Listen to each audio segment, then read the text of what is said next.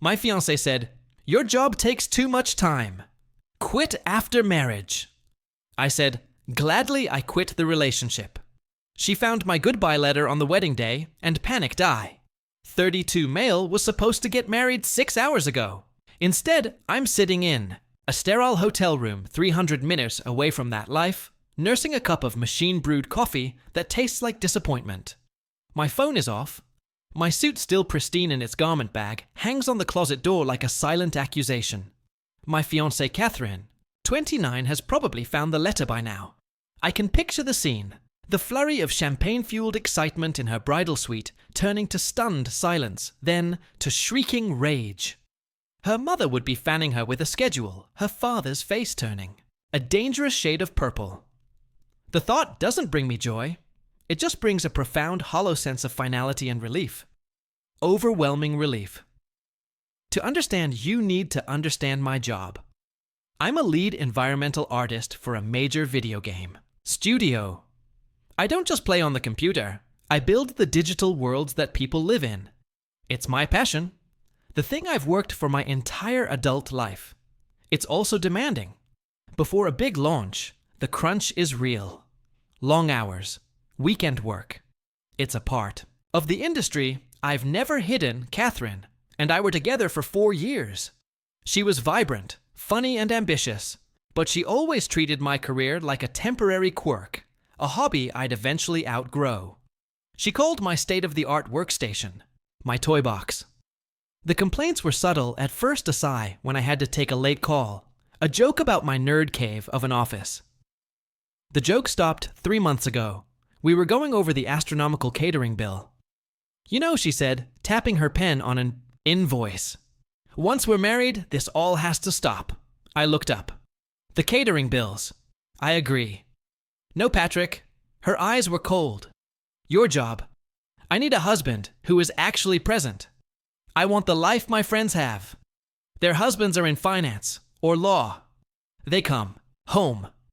They don't spend their nights building fantasy castles on a screen.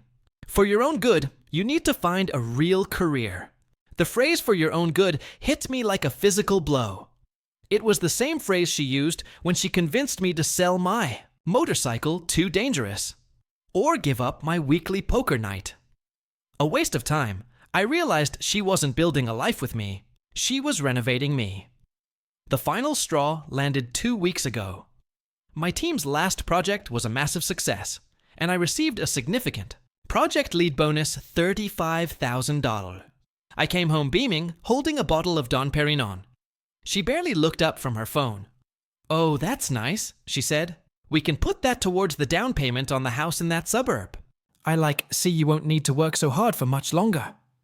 She didn't congratulate me. She didn't acknowledge the 18 months of brutal work I'd put in. She just saw my success as another brick for the life she was building, a life I was no longer. Sure, I wanted to live in. That was it. The love I felt for her curdled into a kind of horrified clarity. I agreed with her. "You're right," I said, my voice. "Even my job takes too much time. I'll quit after we're married." "Gladly." The triumphant smile she gave me was all the confirmation I needed. She thought she'd won. She had no idea she'd just lost everything. The next 2 weeks were a blur of clandestine activity. My escape wasn't flawless. It was nerve-wracking. While she was at her bachelorette party in another city, my best man Jack and I began the exodus. We didn't take furniture. I abandoned the couch, the TV, the dining set we bought together. I took only what was fundamentally mine. My professional-grade workstation, my servers, my portfolio, my clothes, my personal documents, and the few heirlooms I owned. One afternoon, Catherine called, saying she was coming home a day early. A wave of pure panic washed over me as Jack and I scrambled to hide boxes and make the apartment look untouched. Shoving everything into my small office and locking the door, I made up a lie about a gas leak in the building and told her to stay at her parents' for one more night. She bought it. It was a close call that left me shaking. I transferred my job to a smaller sister studio in another region. I signed a lease on a new apartment all online. I paid movers to take my packed up life-to-storage unit near my new city, ready for my arrival last night. While she was at the rehearsal dinner, I finished. At 4:11 a.m. this morning, I was gone. I left a letter on her side of the bed.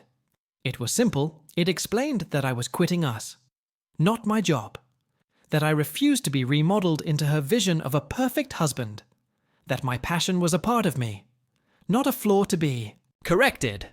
I wished her a good life, just not one with me. I also wrote, I have contributed approximately $22,000 to this wedding, including the non-refundable honeymoon. Consider it a parting gift. Please give my grandfather's watch to Jack when he comes to collect my remaining mail. You can keep the ring. Inside that envelope, I put the engagement ring back in its custom-made box. I designed it myself. A wooden puzzle box that opens only when you align symbols representing key dates in our relationship. A relic from a game we both loved. It was a élestérier, testament to the effort and creativity I had poured into us. Leaving it felt like closing the book for good. My phone has been off for hours. I know what awaits me when I turn it on. But for now, there is only the hum of the hotel air conditioner and the quiet, unnerving calm of a man who has just amputated a part of his own life to save himself. Update 1. The past 10 days have been an education in weaponized entitlement. After 24 hours of radio silence, I turned my phone on 112 missed calls. An avalanche of texts I called my family first to explain. They were stunned, but thank God supportive. The rest of the notifications were a toxic cocktail of fury and manipulation. Catherine's texts swung wildly from pleading, Patrick, please baby, we can fix this to pure venom. I will ruin you for this, you coward. Her friends sent DMs calling me every name in the book. Then came the call I was dreading. Her father, Dennis. You have any idea what you've done? He began, his voice deceptively calm. Dennis, I'm sorry for the pain this has caused, but Catherine's ultimatum was something I couldn't live with. Ultimatum, he scoffed. She wanted a husband, not a teenager who gets paid to play video games. You've humiliated my daughter. You've embarrassed our family, and you've cost us a fortune. You will be paying that back every last dime. I lost over $22,000 myself, Dennis. I'm not paying for anything else. There was a pause. Then he said, his voice turning slick and cruel. You know, in all the commotion, things got misplaced. Your grandfather's watch for instance A. Beautiful piece. It would be a real shame if it never turned up. A man should be more careful with things he values. He hung up. The threat was clear. He wasn't just holding it hostage. He was enjoying it. The next day, the public shaming began. Catherine's sister posted a heavily edited, tear-eyed saga on Facebook about how I suffered a sudden and tragic mental break, leaving my angel of a sister at the altar. The story conveniently omitted any mention of the demand for me to quit. My career, it was masterfully done. I was painted as unstable, cruel, a monster. My instinct was to fire back to post screenshots of the texts to defend myself. Jack, my rock through all this, talked me down. Don't get in the mud with them, Patrick. They're banking on an emotional reaction. Go cold. Go strategic. So I did. I spent a day gathering every receipt, every bank statement, every email related to wedding expenses. The total came to $22 of $450. I hired a lawyer, a sharp, non-nonsense guy named Mr. Alexander. I didn't want a war. I wanted a clean extraction. Mr. Alexander drafted a formal demand letter. It was polite, professional, and utterly ruthless. It detailed my financial contributions and formally requested full reimbursement. It also demanded the immediate and safe return of my personal property, specifically citing one vintage Omega Seamaster wristwatch. It gave them 15 business days to comply before we filed a civil suit. We sent it via certified mail. The response was silence. The social media posts stopped, but they didn't comply. They didn't return the watch. They just went quiet, letting the deadline pass. They were calling my bluff. They thought I'd eventually get tired and go away. they still don't know who they're dealing with. Update 2. The legal system moves at the speed of a glacier. The past few months have been a frustrating crawl of legal procedure designed. It seems to make you give up out of sheer boredom and expense, but they misjudged my patience. After the deadline, on our initial demand letter passed, Mr. Gay Alexander filed a suit in civil court. The petition listed everything: the $22,450 in shared wedding expenses, the return of the $18,000 engagement ring, a conditional gift, and the return of my grandfather's watch. Their response via their newly hired lawyer was a masterwork of gaslighting. They claimed my financial contributions were gifts with no expectation of reimbursement. They argued the ring was a gift to Catherine to soothe her emotional distress from the broken engagement.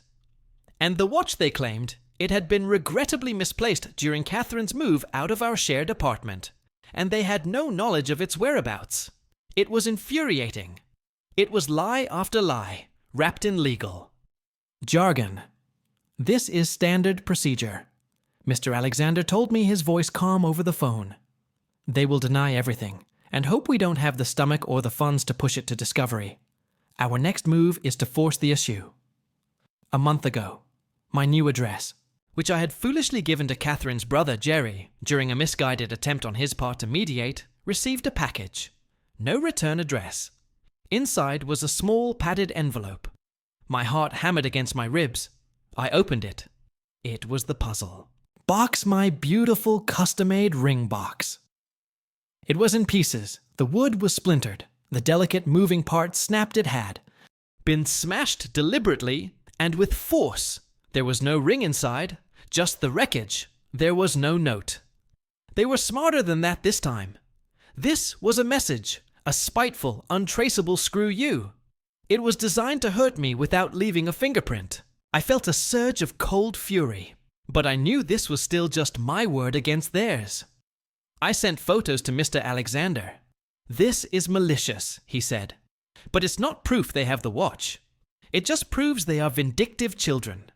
We need to get them on the record. I'm going to propose a pre-discovery settlement conference.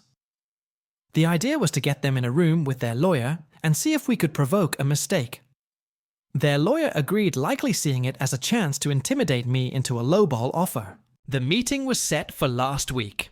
It was just me, Mr. Alexander, their lawyer, and Jerry, who their side put forward as the family representative to keep the emotional Catherine and blustering Dennis out of the room. It was a tactical error that would prove to be their undoing. Final update. It's over. And the ending was better than I could have scripted. The settlement conference took place in a sterile room at a neutral law firm. Their lawyer was exactly the type you'd expect slick, overconfident. And radiating condescension, Jerry sat beside him, looking nervous but trying to project an aura of control. Their lawyer opened with a pittance of an offer, $5, zero zruisti, and we walk away from everything else. A gesture of goodwill, he called it. Alexander just smiled faintly and pushed the offer back across the table.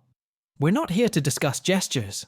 We're here to discuss the full reimbursement of $22,450, the return of the $18, zero ring, and the location of my client's irreplaceable family heirloom. Their lawyer reiterated that the watch was lost. This was the moment Mr. Alexander had been waiting for. He leaned forward, his focus entirely on Jerry, not the lawyer. Jerry, he said, his voice soft and reasonable. Patrick is a reasonable man. He understands that things can happen in a stressful situation. Accidents occur. All he wants is the truth. What happened to the watch? Jerry glanced at his lawyer, who gave him a slight nod, confident in their story. Like we said, Jerry said, finding his footing. It was misplaced, we don't have it. So to be clear, Mr. Alexander continued, stating that your sister packed her things, that the watch was not among them, and it was lost. You are prepared to state that under oath in a deposition? Jerry puffed out his chest a bit. Yes. Mr. Alexander nodded slowly. That's a shame, because a broken watch is one thing, but lying under oath, perjury, is a serious crime. He paused, letting the word hang in the air. Jerry, I'm going to ask you one more time. We know Catherine was emotional. We know she was throwing things. We know boxes were dropped. Accidents happen. It would be much better for everyone if an accident was what occurred, wouldn't. He was offering him an out, a chance to change his story from a malicious lie to a lesser offense. Jerry saw the daylight, and without consulting his stunned lawyer, he took it. Look, Yella, he said, exasperated. Fine, it wasn't lost, okay? She was furious. She was packing his remaining junk, and she threw a box against the wall. The watch was in it. It broke. It was an accident born out of distress. Are you happy? The room went silent. Jerry looked triumphant, as if he had finally won the point. His lawyer's face went pale. He subtly closed his briefcase. He knew the game was up. Mr. Alexander leaned back in his chair. Thank you for your honesty, Jerry. You've just confirmed that your family was in possession of my client's property, willfully destroyed it, and then conspired to lie about it. In a legal proceeding, I believe we're done here. They had admitted to everything on the record in front of their own counsel. It was a tactical slaughter. Their lawyer called Mr. Alexander the next morning. They agreed to all of our original demands to avoid a public court case and a deposition where Jerry's and Catherine's contradictory stories would be exposed. 2 weeks ago, the funds landed. In my account 22, $450 for the wedding costs, plus another $4,500 for the full replacement value of the destroyed watch. A separate check paid Mr. Alexander's legal fees in their entirety. A courier delivered a small insured package containing the engagement ring. The Smash puzzle box was not included. They had likely thrown it out, which is a mercy. The final text from Catherine came last night. A long, bitter tirade about how I was a cold-hearted monster who sued her grieving family for money. It ended with, I hope you and your stupid computer games are very happy together. You threw away a perfect life. She still doesn't get it. She never will. She isn't sorry for what she did, only that she was held accountable. I read the message, felt a flicker of the old sadness, and then deleted it. I blocked her number, her father's, her mother's, Jerry's. A digital cleansing. I sold the ring. I put the settlement money and the ring money together and closed on a condo. Last week, it's mine. The view is of a park, not a parking lot. My workstation is set up in a spare room with great natural light. For the first time in years, my home feels like a sanctuary, not a battleground. Justice wasn't a lightning bolt from heaven. It was a slow, expensive grinding process. But it's done, and the quiet it has left behind is the most valuable thing I own.